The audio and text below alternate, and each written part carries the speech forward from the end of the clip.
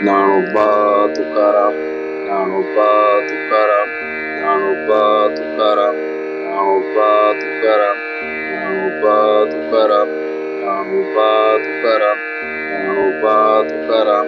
माऊली माऊली माऊली माऊली माऊली माऊली माऊली माऊली माऊली माऊली माऊली माऊली माऊली माऊली माऊली माऊली माऊली माऊली.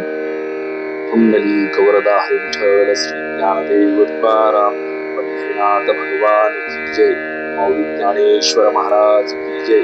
जगद्गुरु श्री संत तुकाराम महाराज की जय. गात जागा गात जागा प्रेम मागा विठ्ठला. माऊली ज्ञानोबाराय माझी आई.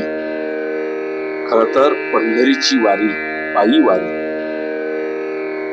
अहो, ही पंढरीची वारी म्हणजे नुसती वारी नाहीये, खर तर आपल्या महाराष्ट्राची आध्यात्मिक, सांस्कृतिक आणि सामाजिक परंपरा आहे.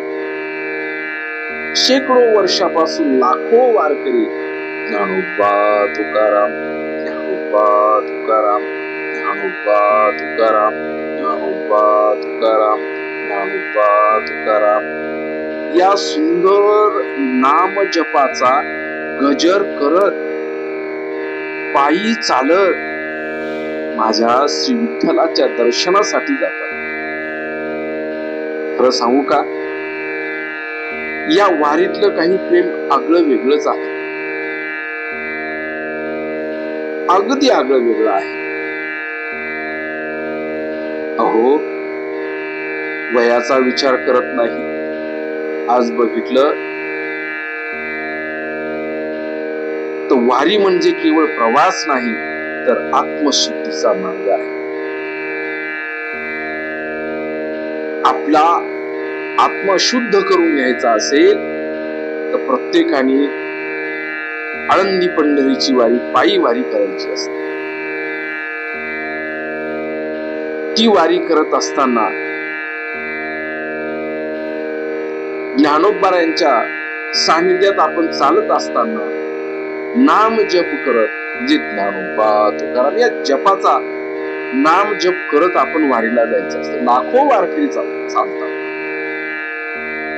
अहो, वारकरी संप्रदायात ज्यावेळेस तुम्ही वारीला येतात त्यावेळेस त्या वारीमध्ये जात, धर्म, श्रीमंती, गरिबी असा कोणताही भेदभाव नसतो. याच्याही पुढे मी तुम्हाला जाऊन सांगेल. 60 वर्षाची व्यक्ती असू द्या किंवा 10 वर्षाची व्यक्ती असू द्या किंवा 100 वर्षाची व्यक्ती असू द्या, त्या व्यक्तीला माणूस ज्यावेळेस बोलवतो ना त्यावेळेस फक्त माऊली, अहो माऊली, अहो माऊली, माऊली जेवलात का, माऊली आपण बाजूला व्हा, माऊली आपण इकडे या, माऊली आपण पाणी पिऊ. अहो, काय काही जरी सांगायचं असेल तर फक्त माऊली माऊली आणि फक्त माऊली. तुमच्या नावाला कोणीही विचारत नाही, फक्त माऊली. आणि माऊलीचाच विचार त्या ठिकाणी होतो. अशा प्रकारे दिंडीत त्या शिस्त असते, सेवाभाव असतो, नामस्मरण असतं आणि खरंच परस्पराविषयी प्रेम यांना मोठे महत्व असतं. कोणी कोणाविषयी दुजाभाव ठेवत नाही, कोणी कोणाविषयी मनात विकल्प आणत नाही.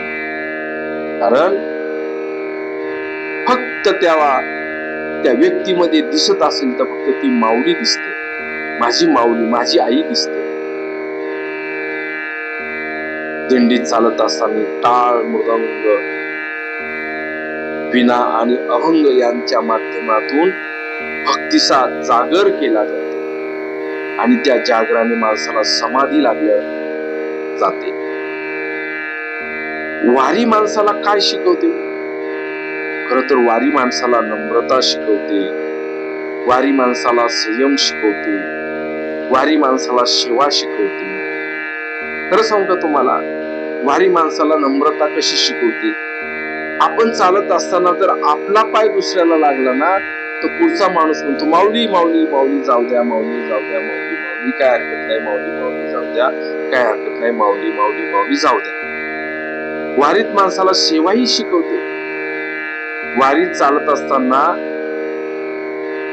सेवा, एखादा म्हातारा माणूस बसलेला असेल तर पटकन जाऊन पाणी आणून देतो एखादा तरुण, माऊली हे घ्या पाणी, माऊली जेवायला वाटतं, माऊली ही सेवा सुद्धा करण्याचं काम ही वारी शिकवते.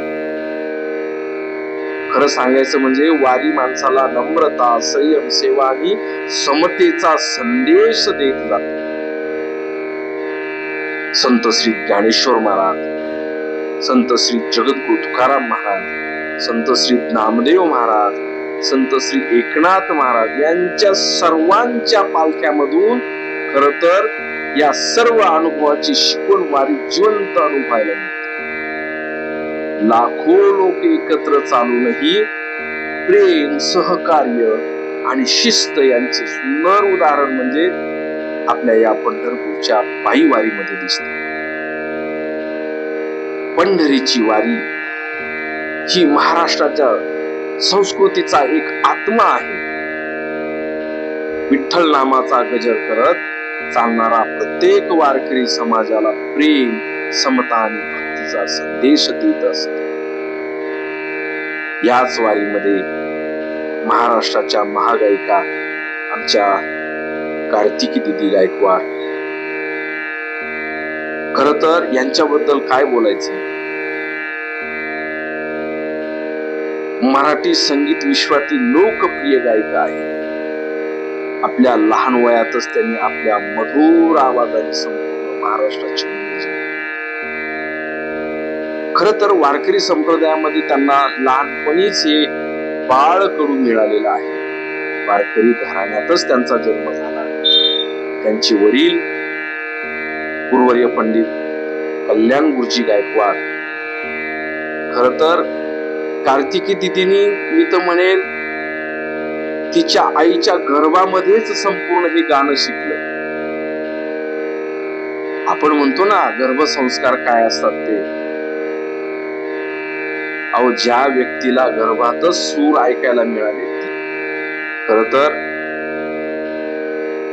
बालपणापासूनच त्यांना संगीताची आवड होती. त्यांनी भक्तिगीते, अभंग, भावगीते आणि मराठी गीते अत्यंत सुंदर शैली सादर केली आहे. गाजलेल्या काही त्यांच्या अभंग आहेत त्यांनी गायलेले. प्रसिद्ध त्यांची गवळण घागर घेऊन निघाली पाण्या गवळण, महाराष्ट्राला वेड लावणारी ही गवळण त्यांच्या आवाजातून आपण ऐकलेली आहे.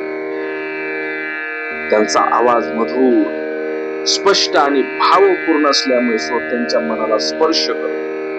संत साहित्य आणि वारकरी परंपरेतील अभंग त्यांनी प्रभावीपणे लोकांपर्यंत पोहोचवले. आज योगायोग आहे आपल्या या 4 नंबर दिंडीमध्ये. रथाच्या पाठीमागे ही दिंडी तर खरं मोठ्या परंपरेतली दिंडी आहे. उखळीकर संस्थांची दिंडी आहे. आमचे हरिभक्तपरायण गुरुवर्य बापू महाराज उखळीकर असतील, त्यांचे दोन्ही बंधू, या सर्वांच्या फड परंपरेच्या माध्यमातून या ज्ञानोबारायांच्या पालखी मागे 4 नंबरच्या दिंडीमध्ये आज आमच्या कार्तिकी दिदी आल्या आणि सुंदर असा त्यांनी अभंग गायला. तो अभंग गायला म्हणजे लाजलेली माई आता कवना ओवा, जिकडे पाहावे तिकडे चतुर तुझ गोपा. किती गोड अभंग गायला. खरंच दिदी, आपण आलात, आपले पाय जमिनीवर आहेत हे आपण दाखवून दिलं.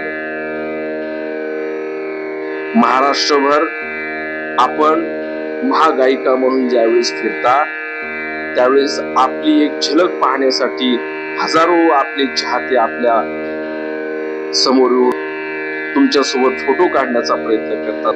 आपण आज या वारीमध्ये येऊन खर तर आपलं मोठेपण सिद्ध केलं. महाराष्ट्रभर फिरत असताना त्यांच्या गायनातून, भक्ती संस्कारातून आणि मराठी संस्कृतीचा वारसा जो आपण जपला आहे तो आपण या वारीमध्ये येऊन आपण दाखवलेला आहे. आपण बघताय लाखो वारकरी पंढरपूरकडे निघालेले आहेत आणि या ज्ञानोबारायांच्या सोहळ्यामध्ये माऊलींचा घोडा असेल, चोपदारांचा घोडा असेल. खर तर या ज्ञानोबारायांच्या घोड्याचं दर्शन घेतल्यावर मनाला प्रसन्न वाटतं. आपला हा नगारा असेल, ज्ञानोबारायांच्या पालखीच्या समोर जो नगारा चालतो तो नगारा असेल. खर तर या सर्व परंपरेकडे पाहिल्यावर असं वाटतं धन्य झालो आज. जय जय रामकृष्ण.